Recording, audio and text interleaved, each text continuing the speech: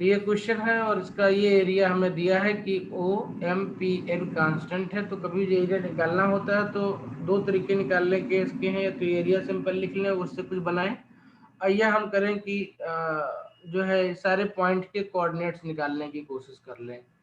अगर एक बार कोऑर्डिनेट्स पता चल जाए तो भी हम कर सकते हैं। देखो कैसे अप्रोच कर सकते हैं। ये ओरिजिन है, इसको मान लिया है जीरो हमने ओ जीरो। बी, तो इसका कोऑर्डिनेट 0, 0 हो जाएगा। सर जो एम, x है उसका x, 0 हो हाँ जाएगा। एम का कोऑर्डिनेट तो इसको x1, 0 लिख लेते हैं या x, 0 लिख लें। ठीक है, x, 0 लिख लें, कुछ भी लिख सकते हैं, कोई प्रॉब्लम नहीं है। ठीक है, और ये x, 0 हो जाएगा हमारे पास में। और देखते हैं कैसे क्या बना सकते हैं बाकी पॉइंट्स p को जो इसमें। है उसमें भी तो जो उसका कोऑर्डिनेट होगा वो x1 ही होगा और उसके साथ y की कोई वैल्यू आ जाएगी। बिल्कुल, तो p का कोऑर्डिनेट x1 हो जाएगा, कामा इसका late say this is y1 हो गया। ठीक है, यस। और इस लाइन को जो ओ ए लाइन है, क्या है, लाइन ओ ए चूंकि देखो ओरिजिन से जा रही है, तो इसको हम y equal to M X लिख सकते हैं। Yes sir. लिख सकते हैं, ओ ओ ए लाइन को y equal to M X लिख सकते हैं हम। ठीक है, ओके। यस इतना चीज तो हमको देखते देखते मिल गया अपने पास में। ठीक है, यस सर। ठीक है, ओ ए ऊपर लिखेंगे वो भी कोई प्रॉब्लम नहीं है। ठीक है, तो ओ ए हमने ओ बी को एक्स एक्सिस मान लिया है नाउ। तो हमने ओ बी को एज एक्सिस ले लिया, ओ को ओरिजिन ले लिया। अब let us find the equation of O B. ठीक है, इक्वेशन ओ बी हमने क्या मान लिया, एक मिनट एक minute, let say this is B, बार बार कंफ्यूजन हो गया, एंड दिस इज ए, क्योंकि उसमें ट्रिम नहीं आ रहा था ना। ये ओ ए है, ओ बी, ठीक है, और ओ बी को हमने y equal to M X मान लिया है।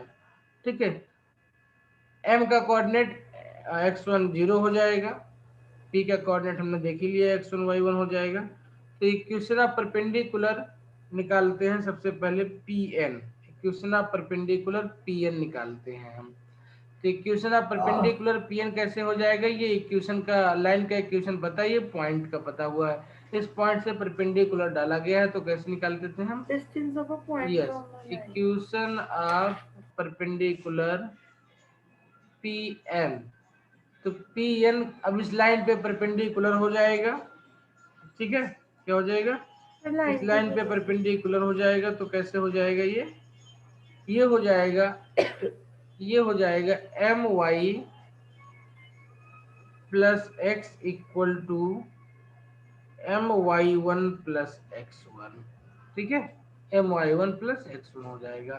कैसे, इस लाइन के परपेंडिकुलर किस लाइन का इक्वेशन लिखते थे, तो कि जो कोऑर्डिनेट को कोफिशिएंट होते तो चेंज हो जाएंगे। ठीक है, तो इस लाइन को अगर ध्यान से देखें तो ये लिखा हुआ है, क्या लिखा हुआ है, ये हमें लिखा हुआ है y minus M X equal to 0 लिखा हुआ है ना। तो यस इसके सर। परपेंडिकुलर किसी लाइन के लिखेंगे तो इसके कोफिशिएंट चेंज हो जाएंगे, तो वाई एम और साइन चेंज होकर के प्लस एक्स हो जाएगा, प्लस लेमडा इक्वल टू 0 होगा, है ना। अब चूंकि ये लाइन आपका पी, सर लेकिन फिर y का भी साइन नहीं चेंज होना चाहिए उस किसी हिसाब एक ही साइन को चेंज करोगे ना, किसी एक ही साइन को चेंज करना, से। क्योंकि yes sir. m1 m2 equal to -1 मिलेगा।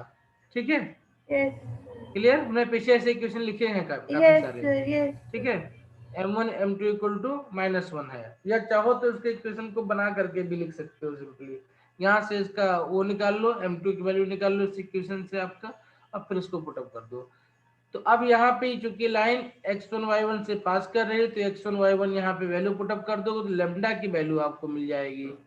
ठीक है, ये लेमडा की वैल्यू आ जाएगी आपकी। Okay, yes sir. तो ये इक्वेशन हो गया किसका, पी एन का इक्वेशन हो गया हमारे पास में।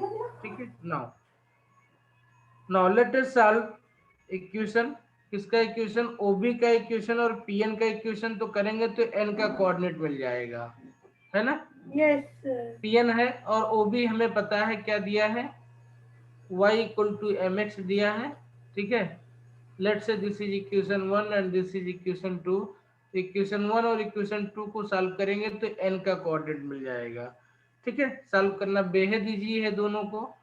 ठीक है, यहाँ पे mx है, यहाँ पे y है, यहाँ पे आपका my है, यहाँ पे x है। किसी एक को कैंसिल आउट करना है, मान लेते हैं हमें x को कैंसिल आउट करना है इस वाले इसमें इक्वेशन से, तो इसको इधर लाके y माइनस एम एक्स लिख सकते हैं, तो ऐसे लिख लेते हैं ताकि इजी रहे। वो भी का equation y minus M X equal to 0 है, ठीक है। इसको ऐड करने पे कैंसिल आउट हो जाएगा, बस इसमें क्या करें m से मल्टीप्लाई कर दें, तो y का कोऑर्डिनेट यहाँ से हमको मिल जाएगा। तो n के coordinate solving 1 and 2, solving 1 and 2 हमें क्या मिल जाएगा, n के कोऑर्डिनेट मिल जाएंगे, क्या मिल जाएंगे, m y1 x1 अपान 1 प्लस m स्क्वायर। इसी तरीके से x y का कोऑर्डिनेट मिल जाएगा m y1 प्लस x1 अपान 1 प्लस m स्क्वायर, ठीक है। ओके, y उसको सॉल्व करके, हाँ मतलब सर एलिमिनेशन या सब्स्टिट्यूशन दोनों में से कुछ भी यूज कर सकते हैं। बिल्कुल बिल्कुल, एक चाहे इसको एक मिनट करके देख लो पहले, यस ठीक है। हमें o का कोऑर्डिनेट है m का, p का और n का कोऑर्डिनेट पता चल गया, तो हम यस सब क्या करेंगे, हम एरिया निकाल लेंगे। क्या निकालेंगे, area area of quadrilateral OMPN और यूज करेंगे स्टेयर मेथड, ठीक है। तो ये एरिया हमारा कितना हो जाता था 1/2, और स्टेयर मेथड में क्या करते थे, हम कोऑर्डिनेट खाली लिखते चले जाते थे। यस पहला कोऑर्डिनेट, दूसरा coordinate, x1, 0, x1 y1 and then n का कोऑर्डिनेट आ जाएगा my1 प्लस x1। सबसे इजी होता है स्टेयर मेथड यूज करना, 1 प्लस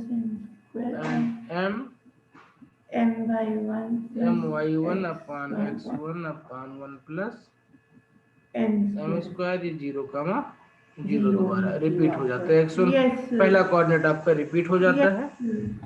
आप इसको रिपीट होगा, क्योंकि यहाँ पे 0 0 है तो कोई मीनिंग नहीं है, इसका भी 0 0 तो कोई मीनिंग नहीं है, ये शॉर्ट आउट होकर के सिर्फ 3 पॉइंट बचेंगे इसमें, ठीक है, 3/3 का, क्योंकि अब 0 हो गए यहाँ पे, 0 के रिस्पेक्ट में आप इसको अगर सॉल्व भी करोगे तो 0 ही मिलेगा ना आगे वो। तो इसको एलिमिनेट कर देते हैं, किसी उसमें 0 0 आ जाता है तो क्या करते थे, उसको हम एलिमिनेट कर देते थे, ठीक है। तो सॉल्व करना इसको बेहद इजी हो गया। उसके बाद में तो इसको सॉल्व करेंगे तो इसकी जो वैल्यू आती है वो क्या आएगी, मैं उसी को लिख रहा हूँ डायरेक्टली, ये 1/2 x1 y1 plus x1 m y1 plus x1 अपान 1 प्लस m स्क्वायर, ठीक है। इसको देख भी सकते हैं कि इसको जब करेंगे इसके रिस्पेक्ट में, यहाँ पे आप किसी उसमें तो आप मल्टीप्लाई करोगे इसको ना, इस तरीके से x1 y1 आपको मिल जाएगा, या इससे मल्टीप्लाई करोगे ये, इससे मल्टीप्लाई करोगे ये, और इसको सॉल्व कर लोगे तो आपको ये वैल्यू पूरी मिल जाएगी, ठीक है। तो इसका एरिया आपको ये मिल जाएगा, ओके।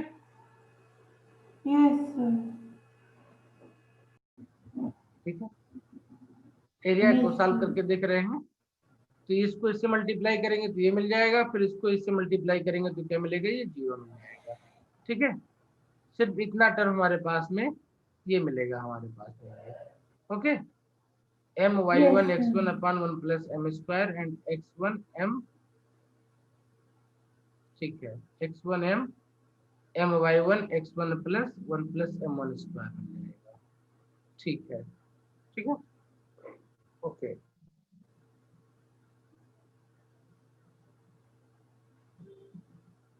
यहाँ पे सबके साथ में कितना क्या लगा हुआ है, 1/2 लगा हुआ है हमारे पास में, ठीक है।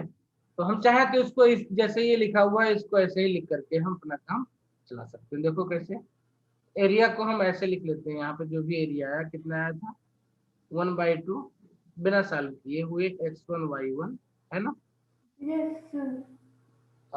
1/2 बाहर कर दिया है, और इसको दोनों को साथ में लिख लेते हैं। इसमें कोई और टर्म तो माइनस में नहीं आया हुआ है, ये 0 हो जाएगा, ये 0 हो जाएगा, सिर्फ ये एक टर्म यहाँ पे आएगा, बाकी ये भी 0 हो जाएगा, ये आपका 0 हो गया था पहला, x1 y1 आ गया था और x1 मल्टीप्लाई इससे ये टर्म आ गया था आपके पास में। ध्यान इसमें देने वाली बात ये है कि ये बीच वाला टर्म दोनों का क्या है, सेम है ना, ये वाला टर्म, ये के है, एक तरीके से मान सकते हैं ना, ये यस इसको मान सकते हैं कि के है एक तरीके से हमारे लिए, ठीक है।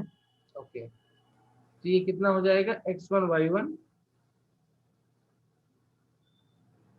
प्लस, हम इसको के मान लेते हैं, किसको, इस वाले टर्म को के मान लेते हैं, पूरे एम पूरे टर्म बाई को। One plus x1 upon one plus हाँ एम हाँ, स्क्वायर वाली। तो ये x1 m के हो जाएगा ना,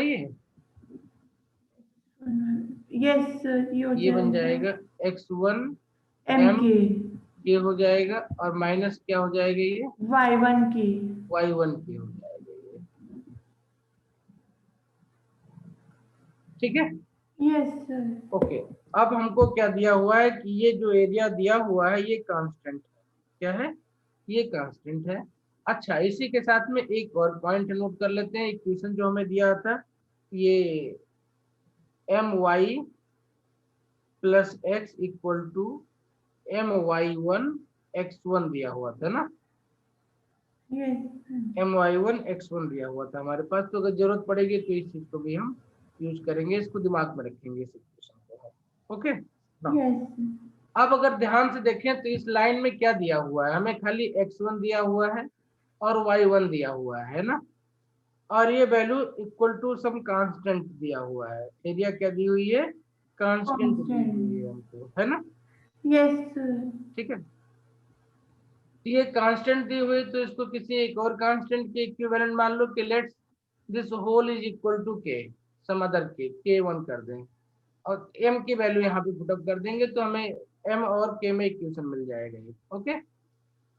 तो जो एरिया है, हम पूरे एरिया को एक और हाँ, इस जैसे पूरे, बड़ा के ले लें। बिल्कुल, एरिया आपको कांस्टेंट दिया हुआ, तो लेट्स दिस इज कैपिटल के, ठीक है।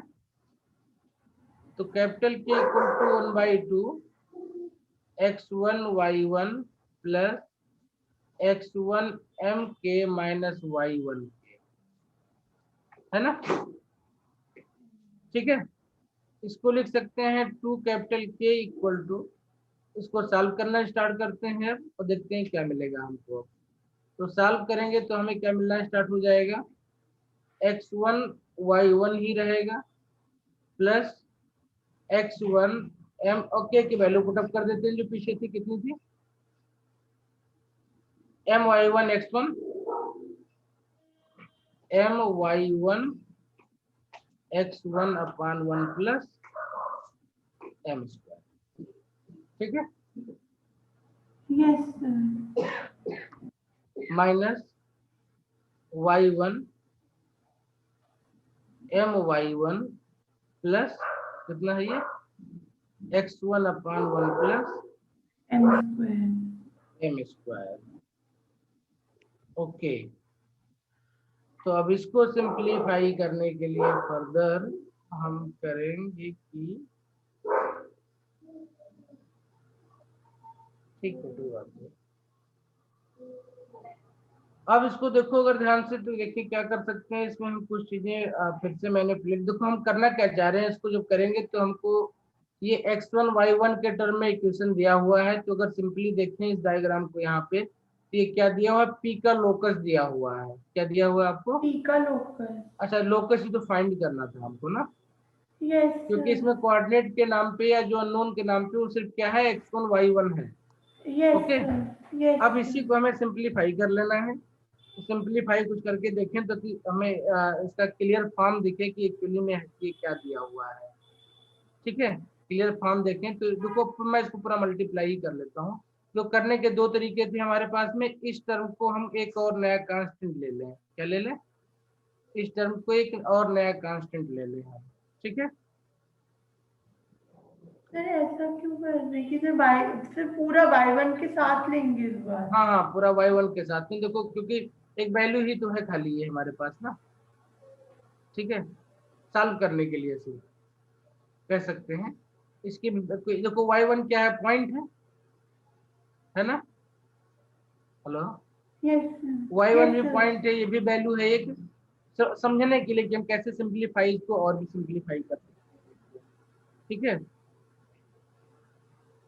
एरिया आपका कांस्टेंट है तो वो कांस्टेंट ही रहेगा।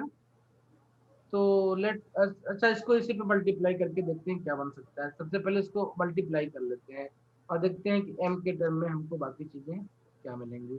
ठीक है, तो देखो अगर मल्टीप्लाई करें तो ये क्या मिल जाएगा, हमें मिल जाएगा 2k 1 प्लस m स्क्वायर मिल जाएगा। ओके, बाद में उसको एडजस्ट करेंगे हम। ये मिल जाएगा x1 y1 1 plus m square मिल जाएगा। ठीक है, plus x1 m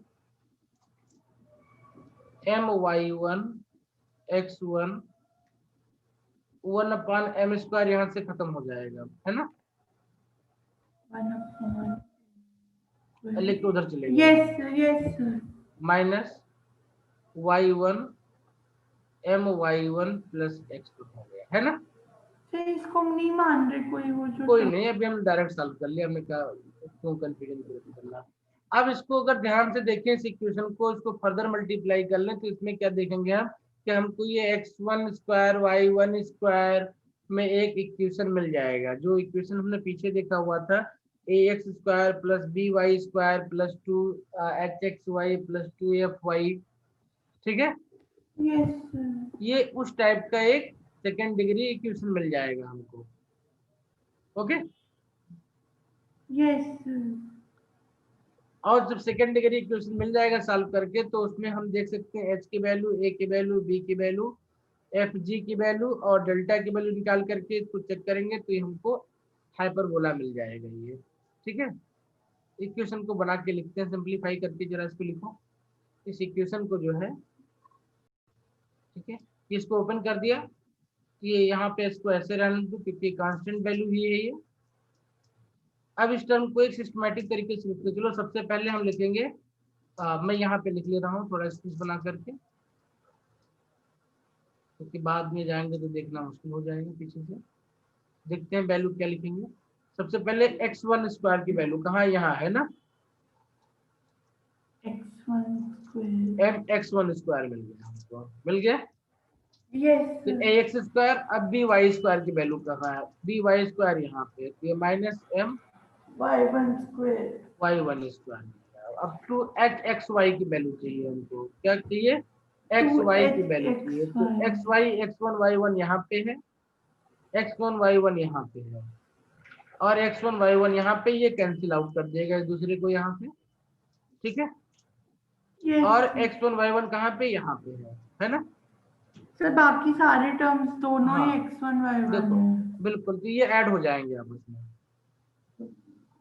2m square x1 y1 तो m स्क्वायर x1 y1 यही मिला ना। Yes sir. ओके, तो m स्क्वायर x1 y1 मिल जाएगा। और बाकी ये कांस्टेंट वैल्यू आपको इधर ले आओ यहाँ पे, तो आप इसको लिख सकते हैं 2k 1 plus m square equal to 0, है ना। Yes sir. 2k 1 plus m square equal to 0। Okay, अब इस इक्वेशन को ध्यान से देखें तो ये ax square plus by square plus 2hxy प्लस सम कांस्टेंट दिया हुआ है ना। तो इस इक्वेशन को कंपेयर करें या इस इक्वेशन को सिंपली हम x1 y1 को रिप्लेस करते हैं xy से, तो ये इक्वेशन बन जाएगा, क्या बन जाएगा, mx square minus my square, ठीक है, mx square minus my square plus 2m square xy and minus 2k1 plus m square equal to 0। तो ये कोनिक सेक्शन का इक्वेशन बन गया, बन गया। यस। तो कंपेयर करें ए एक्स स्क्वायर से, तो इसमें वैल्यू ध्यान से देखें तो ए एक्स स्क्वायर, तो ए की वैल्यू क्या मिल जाएगी, m प्लस m, बी की वैल्यू कितनी मिल जाएगी, माइनस m, एफ जी 0 हो जाएगा, F equal to G equal to 0 क्योंकि टर्म ही नहीं है।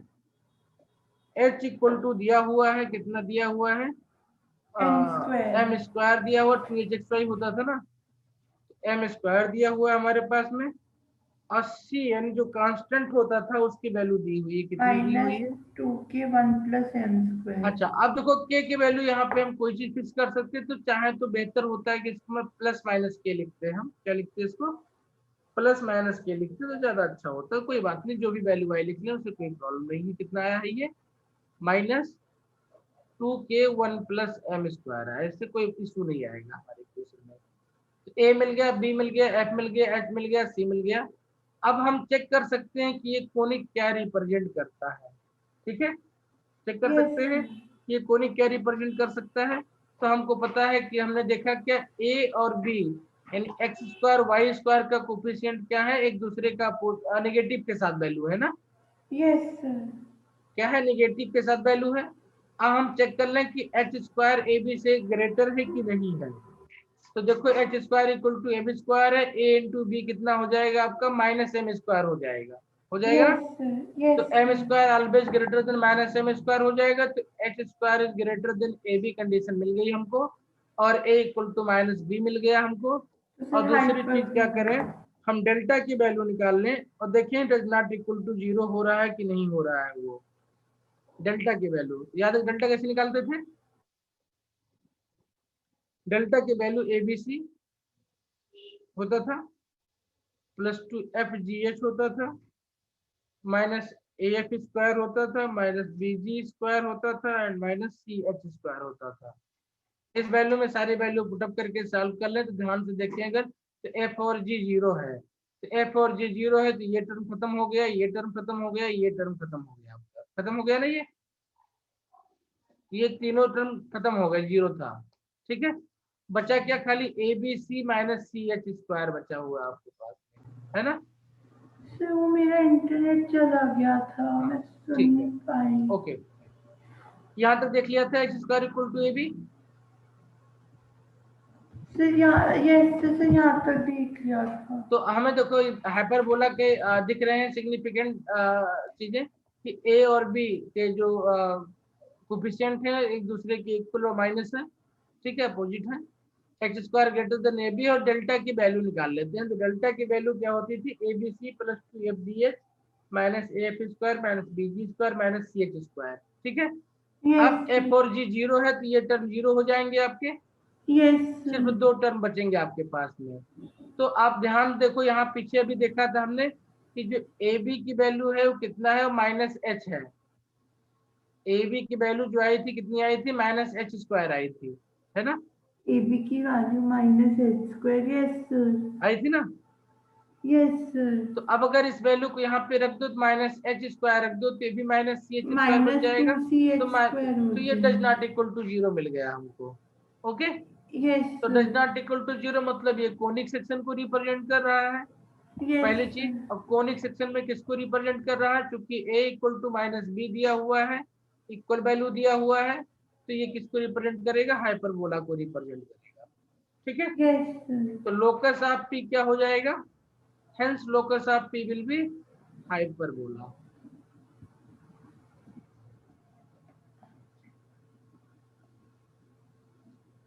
Hence locus of p will be hyperbola. थोड़ा सा लेंदी क्वेश्चन है बट समझने के लिए बहुत जरूरी है। इसको हम यहाँ पे इस चीज को हटा देते हैं, जो वैल्यू हमारी आई थी उसी को आगे कंटिन्यू कर देंगे। ठीक है, यस। बस इंपॉर्टेंट पॉइंट क्या थी इसमें, सिर्फ और सिर्फ n का कोऑर्डिनेट निकालना इंपॉर्टेंट पॉइंट था आपके लिए। अब बाकी तो आपने इसको वैल्यू यहाँ पे पुटअप कर दिया और इसको सॉल्व कर लिया आपने। ठीक है, यस सर।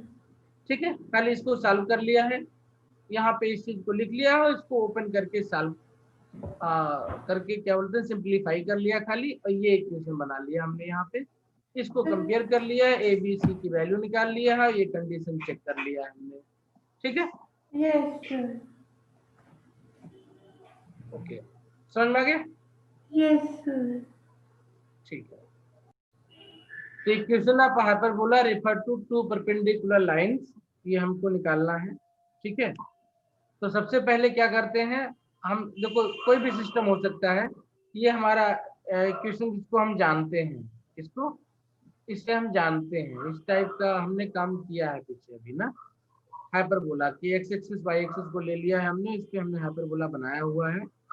इसको ओरिजिन ले लिया था हमने कहा था इस पे हाइपरबोला, अगर ये हाइपरबोला बनेगा, ठीक है, और ये कोई पॉइंट यहाँ यस पे सर। एम है हमारे पास में, यहाँ पे कोई पॉइंट पी है हमारे पास में, लेट से एक्स का वाई ले लेते थे, तो हमको पता है कि हम कैसे इसका इक्वेशन लिखते थे। अभी पीछे डिफिनेशन देखी थी हमने, यहाँ से परपेंडिकुलर डाल देते थे इसके ऊपर, late say this is an. तो हमने क्या देखा था, जो इसका इक्वेशन बनता था वो बन जाता था P N square upon A square minus P M square upon B square equal to 1 बन जाता था। ठीक है, यस ओके। सर। अब अगर इसी चीज को हमें, तो यहाँ पे ध्यान से देखें तो क्या मिल जाएगा, इसको मैं स्टैंडर्डाइज करने जा रहा हूँ। इसको हम लिख सकते हैं, क्या लिख सकते हैं, P1 स्क्वायर, क्या लिख सकते हैं इसको, P1 square P1 upon A square. Square minus P2 square upon B square equal to 1। ध्यान से देखो, ये P से परपेंडिकुलर है इस एक्सिस पे, और ये परपेंडिकुलर है इस एक्सिस पे, है ना। आपको पता है कि जब एक्स एक्सिस पे परपेंडिकुलर डालते हैं तो वाई का कोऑर्डिनेट देता था, ठीक है, और Yes, जब sir. वाई एक्सिस पे डालते थे तो ए का कोऑर्डिनेट मिलता था। X का तो इसी yes, sir. कंपैरिजन को ध्यान में रखते हुए अब हमको किसी भी तरीके की लाइन दी हुई हो, क्या दी हुई हो, किसी भी तरीके की लाइन दी हुई हो, इस तरीके से लाइन दी हुई तो कोई प्रॉब्लम नहीं है। हमें इसका अगर पैराबोला बनाना है तो इस पे, और हाइपरबोला तो इस पे बन जाएगा हाइपरबोला। कैसे बन जाएगा हाइपरबोला, यहाँ Yes, पे कोई sir. पॉइंट पी ले लें, एक्स का वाई ले लें, ठीक है, और यहाँ से इस लाइन पे परपेंडिकुलर डाल दें, और यहाँ से इस लाइन पे परपेंडिकुलर डाल दें। अब इस लाइन का कोई इक्वेशन तो होगा, L1 होगा, L2 होगा, तो late say this is L1 equal to दिया हुआ है A1x plus B1y plus C1 equal to 0, और L2 की लाइन इक्वेशन दी हुई है, क्या दी, L2 इक्वल टू दिया हुआ है A2x B2y plus C2 equal to 0। ये दो लाइन दी हुई है, ये कहीं पे इंटरसेक्ट भी करेंगी किसी न किसी पॉइंट पे, ठीक है, Yes, sir. ओके, Yes, ठीक है। sir.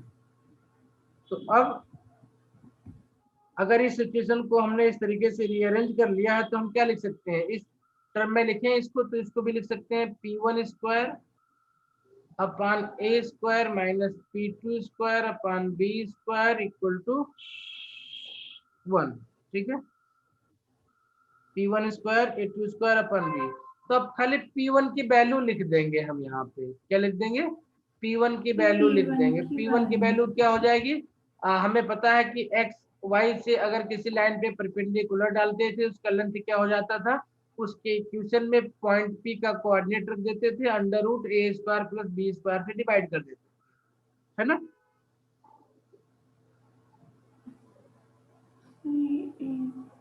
ये तो डायरेक्ट्रिक्स वाला नहीं, जैसे तो वैसे। कोई भी, हाँ कोई भी लाइन देखो, कोई भी लाइन ही तो है, L1 L2 क्या लाइन ही तो है। Yes, sir.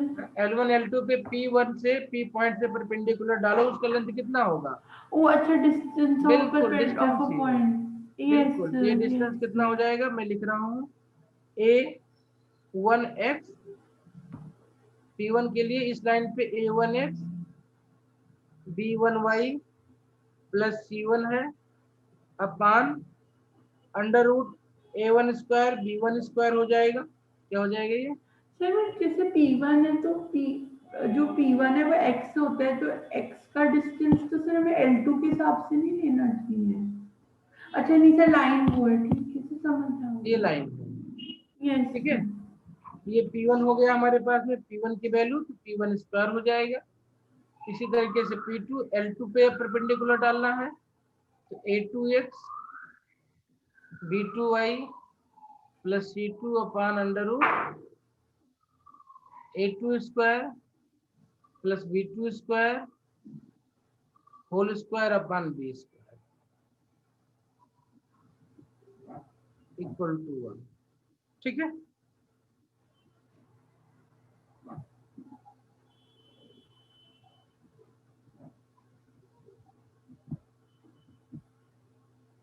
Yes sir.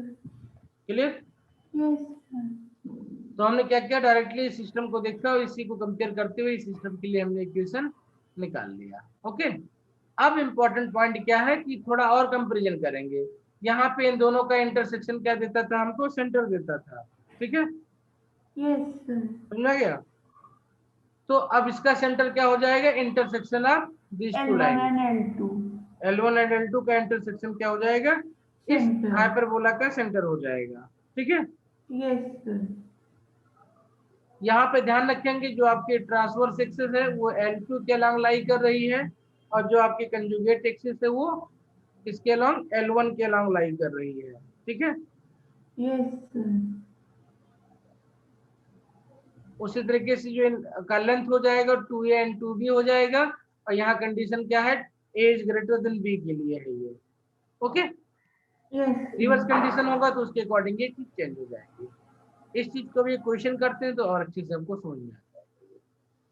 ठीक है, यस देखते हैं क्वेश्चन है इसके। क्वेश्चन है find the coordinates of the foci, लिख लेते हैं क्वेश्चन को। Find the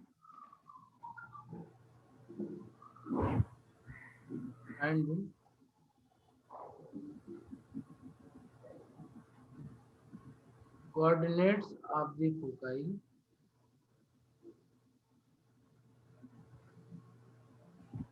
and the center of hyperbola। आपको दिया हुआ है ये 3x माइनस 4y माइनस 12 का square upon 100 minus 4x plus 3y minus 12 का स्क्वायर अपॉन 225 इक्वल टू 1। ठीक है, ओके, तो ये हमको दिया हुआ है। अभी हमने पीछे स्टैंडर्ड फॉर्म देखा है कि स्टैंडर्ड फॉर्म में किसी हाइपरबोला का इक्वेशन क्या होता है, ये L1 है, ये L2 है, डिवाइड बाय दिस। इसको रीअरेंज कर लेते हैं सिस्टमैटिक तरीके से। तो देखिए इसका अंडर रूट ए स्क्वायर बी स्क्वायर कितना बनेगा, इसका ए स्क्वायर बी स्क्वायर 25 बन जाएगा, है ना? यस तो सर 5 बचेगा। तो अब इसका मतलब यहाँ से 25 ऊपर ले जाना पड़ेगा हमको। क्या करना पड़ेगा, ऊपर 5 दिखाने के लिए 25 ऊपर ले जाना पड़ेगा। तो इस इक्वेशन को हम लिख सकते हैं ऐसे, कैसे, 3x minus 4y minus 12 upon under root 3 का स्क्वायर प्लस 4 का स्क्वायर, है ना?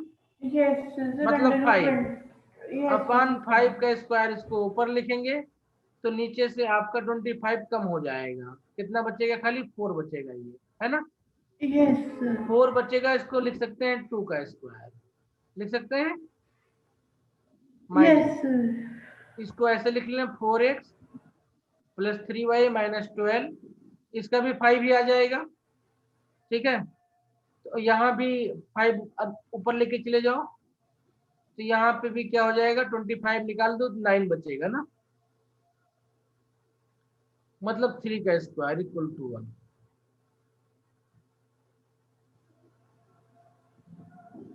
सर उसमें से भी 25 निकाल लिया।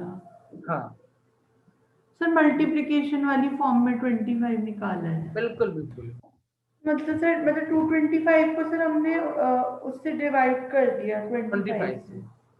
ठीक है, यस सर समझ okay। गया। अब अगर ये इक्वेशन मिल गया हमको तो यहाँ पे हम बहुत क्लियरली इस चीज को विजुलाइज कर सकते हैं कि L1 ये है, L2 ये है, A ये है, B ये है, कर सकते हैं। यस सर ठीक है, ओके, नाउ तो क्या मिल गया हमको, L1 इक्वल टू मिल गया 3x minus 4y equal to 12 लिख सकते हैं। एंड L अच्छा नहीं है ये, इसको ऐसे रहना दो, माइनस 12 इक्वल टू 0, और L2 इक्वल टू कितना है 4x plus 3y minus 12 equal to 0। Okay, yes sir अब अगर सेंटर चाहिए हमें तो कैसे मिल जाएगा, इन दोनों इक्वेशन को सॉल्व करके, इंटरसेक्शन। इन दोनों का सॉल्व करके इंटरसेक्शन करके निकाल लें तो इसका सेंटर मिल जाएगा। सेंटर निकाल लो फटाफट पहले। यस सर तो इन दोनों लाइन को सॉल्व करेंगे तो x की वैल्यू कितनी आ जा रही है? सर 84/25। सर y की -12/25। यानी जो सेंटर हो गया वो क्या हो गया आपका 84/25 -12/25। ठीक है ना। और क्या मिला था यहाँ से हमको a इक्वल टू मिला था 2 एंड b इक्वल टू मिला था 3। Yes e square and e की वैल्यू कितनी होती है 1 + b² / a²। ये होता था ना। यस इसकी वैल्यू पुटअप करते हो तो 9 4 13/4 हो जाएगा। तो e की वैल्यू कितनी हो जाएगी √13/2 2। हो जाएगी। ठीक है। यस तो e निकाल लिया हमने। जब e निकल गया और ए होता है फोकाई। बस तो सेंटर निकल गया तो ए आपका फोकाई हो जाएगा। इसी को निकालना था, निकाल लो फटाफट। सर ±√13,0। क्या चीज सर सेंटर के रिस्पेक्ट में होगा बेटा। ओ तो सर मतलब सर यहाँ पे सेंटर आपका ये 84/25 हो गया ना। ये यस जब सेंटर 0 0 होता था तो ए ही होता था ना। यस आपका सेंटर यहाँ पे शिफ्ट कर गया अब है। सब ऐड हो जाएगा सर इसमें हाँ H। तो सेंटर वाला जो कोऑर्डिनेट है वो इसमें ऐड हो जाएंगे। तो सर फोकस आएगा सर ±√13 + 84/25 -12/25। कामा